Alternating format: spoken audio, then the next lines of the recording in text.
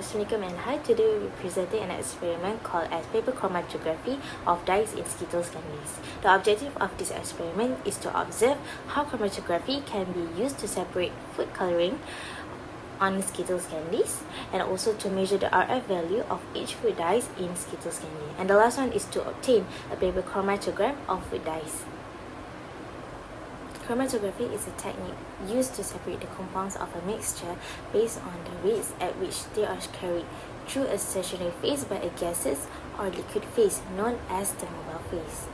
There are two types of chromatography, which is partition chromatography, and the next one is adsorption chromatography.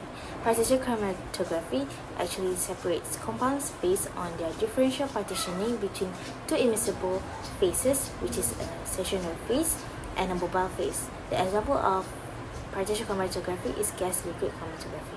And for the adsorption chromatography, it actually separates components based on their differential adsorption onto a solid stationary phase. And the example for adsorption chromatography is thin layer chromatography. Next, we're going to talk about theory, which include theory principles, theory expected results, and theory precaution. For theory principles, paper chromatography is a technique used to separate the components of a mixture based on the rates at which they are carried through a stationary phase by a gaseous or liquid phase known as the mobile phase. Components of chromatography are stationary phase and mobile phase. Stationary phase in chromatography is a solid phase or a liquid phase coated on the surface of a solid phase, while mobile phase in the chromatography is either a liquid or gas which is passed through a chromatography column where the components of the mixture are separated at different rates by absorbing on the stationary phase. Chromatography is based on the principles where molecules in mixture apply onto the surface or into the solids, and fluid stationary phase or stable phase is separating from each other while moving with the aid of a mobile phase. The principle involved can be partition chromatography or adsorption chromatography. Partition chromatography because the substances are partitioned or distributed between liquid phases. The two phases are water held in pores of the filter paper, and the other phase is a mobile phase which passes through the paper. When the mobile phase moves, the separation of the mixture takes place. The compounds in the mixture separate themselves based on the differences in their affinity towards stationary and mobile phase solvents under capillary action of pores in the paper. Adsorption chromatography between solid and liquid phases, wherein the solid surface of the paper is stationary phase and the liquid phase is the mobile phase. Next is theory expected results. Capillary action causes the water to rise upward on the paper strip. Capillary action happens because a liquid rises or falls in a narrow tube or porous material due to the combination of adhesive and cohesive forces. The colors on the candy's coating dissolve and begin to separate. Different colored dyes present in the candy's coating. As the solvent travels up the paper, it carries the dissolved dyes with it. Some dyes may travel faster than others due to the differences in their molecular size, shape, and polarity. This results in the separation of the color present in the candy's coating. This attraction pulls the water up along the sides of the candy, cohesive forces within the water causing it to dissolve and create a colored solution. Next, theory precaution. There are a lot of precautions that we need to take notes while doing this experiment, but here is my top 3 precautions.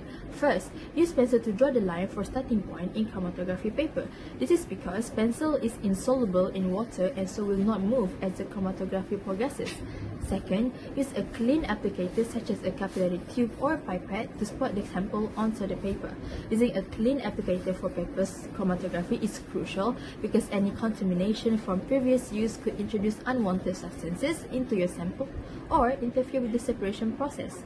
Contaminants can alter the results, making them inaccurate and unreliable. And third, apply the sample to the chromatography paper carefully and uniformly.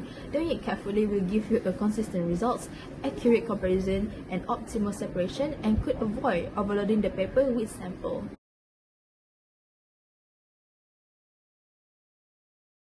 For apparatus and materials that we need is paper chromatography, Skittles candy, pencil, dropper, water, 1 gram of salt, wooden skewer, paper clip, petri dish, and beaker.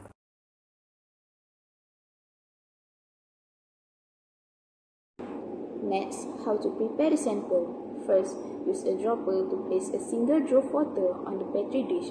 Second, set a Skittle candy in the drop of water and leave it there for 3 minutes. After 3 minutes, flip the candy over so its other side is in the drop of water. Leave it there for another 3 minutes, then remove the candy.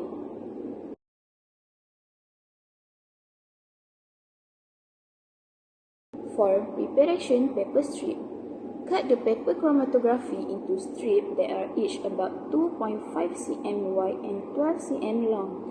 Make each strip at least 1 inch longer than the height of your large jar.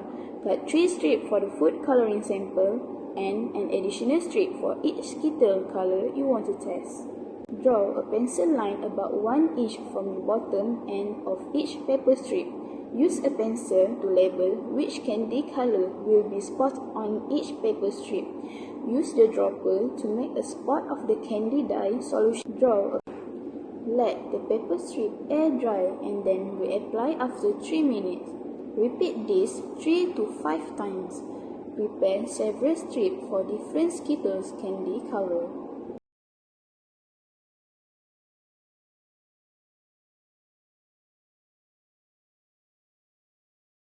For chromatography separation, preparation the salt solution. Add 1/8 teaspoon of the salt to 4 cups of water, about 1 gram of salt to 1 liter of water. Stir until the salt is completely dissolved. How to place the paper strips? First, use the binder or tap to attach the paper strip to a wooden skewer or pencil. Place the wooden skewer across the opening of the beaker. Pour the small amount of the salt solution into the beaker. Place the wooden skewer with the paper strip across the opening of the beaker. The bottom of the strip should end about 1 inch above the bottom of the beaker. The paper strip should touch the liquid, but the pencil line should not be submerged.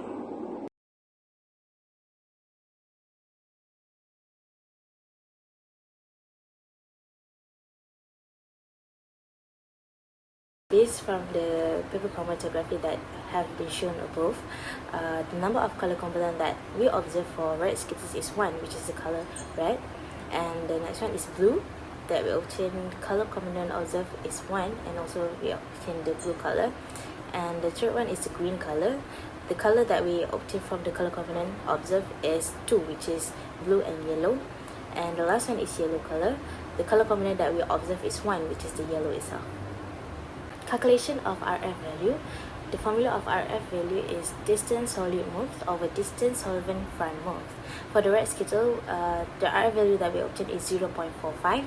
For the green Skittles, RF value is 0.5 cm. Yellow Skittles, RF value is 0.28 cm. And the last one is blue Skittles, the RF value is 0.5 cm. Based on the chromatography experiment conducted with Skittles, it was observed that each color in the Skittles candy contains a unique combination of dyes. Through chromatography, the dyes separated into distinct bands based on their solubility and molecular properties. This experiment underscores the effectiveness of chromatography in separating complex mixtures and provides insight into the composition of colored candies like Skittles. Skittles primarily consist of sugar, corn syrup, hydrogenated palm kernel oil, fruit juice, citric acid, natural and artificial flavors, and various food colorings. The exact ingredients can vary slightly depending on the specific flavor and color of Skittles. Each candy typically includes a combination of these components to achieve its distinctive taste, texture, and color. In chromatography experiment involving Skittles, the movement of the dyes or component within the candy typically depends on their solubility and affinity for the chromatography medium, such as paper. Generally less polar compound like some dyes found in Skittles tend to move further up the chromatography paper because they are less attracted to the polar stationary phase and more attracted to the mobile phase as a solvent. And for polar compounds, on the other hand, tend to remain closer to the starting point or move more slowly up the paper.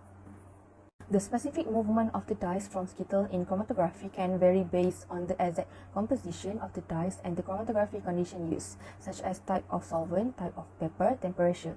However, typically, we might expect to see different colored bands spreading out at the different distance up the chromatography paper as the experiment progresses.